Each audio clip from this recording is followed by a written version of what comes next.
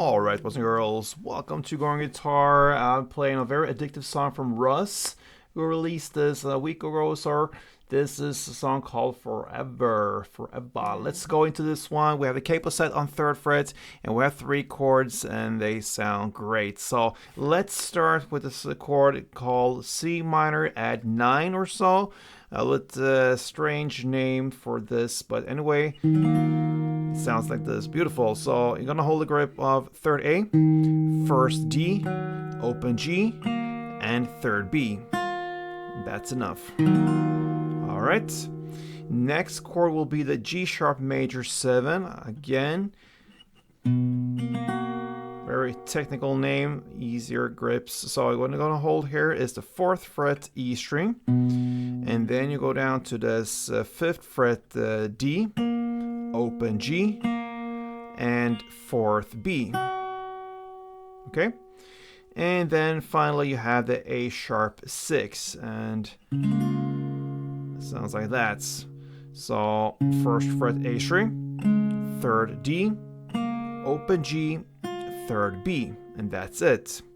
So if you analyze this first and the last chord, they're very similar. So what you do here when you switch, because you're going to play this order of chords throughout the song, you're going to start with the C minor, then you go up to this G sharp, and then you come back to the A sharp, and then you start all over again. So what you do here from this A sharp to C, just some technical stuff here, you keep that 3rd fret B string down there and just switch places on these 2 fingers, so using on the 1st A and 3rd D.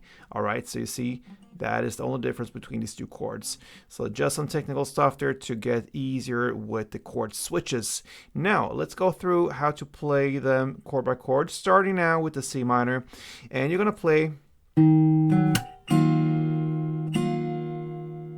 Okay, so you're gonna play first 3rd fret A, then 1st D, and if you can, you do a clap there. Okay, so right after that 1st fret D string, and then you play 3rd fret A together with open G and 3rd B, and then you answer again with just this open G and 3rd B. Okay, and the answering there, you could go with that or replace that with a clap instead. So instead of that 3rd B together with open G in the end, you replace that with a clap and you get more focused on the beats. So either you go like this, or yes. So there you have it. And then we go into the next, the G, and yeah, you're gonna play this part.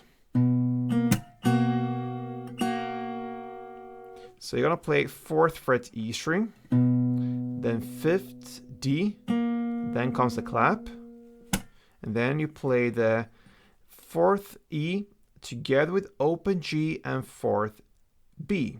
And then you answer with the open G and 4th D again.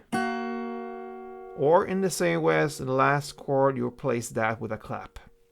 So the pattern here is the same. So you're gonna play or, and then we're going to the final chord, the A sharp 6, and the patterns, like I said, is the same. You're gonna play this part. And that goes 1st fret A string, 3rd D, then comes the clap. Then you play first A together with open G and third B. And then you answer again with open G and third B. Or replace that with a clap. And it sounds like this. Or, and I would go with the answering there with the notes instead of the final clap. That's just me. And if you play like I'm doing, then it sounds like this from the beginning till the very end.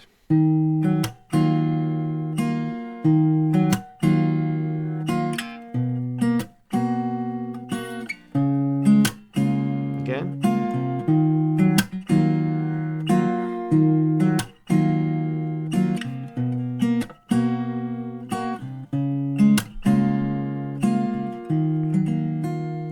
And just some technical stuff here again, from this first chord to the G sharp, could be a little bit different to get the full grip immediately. So what I'm focusing here is to get that 4th fret E string, and then I go for the 5th fret D, because that is the order how you're gonna play. You're gonna play.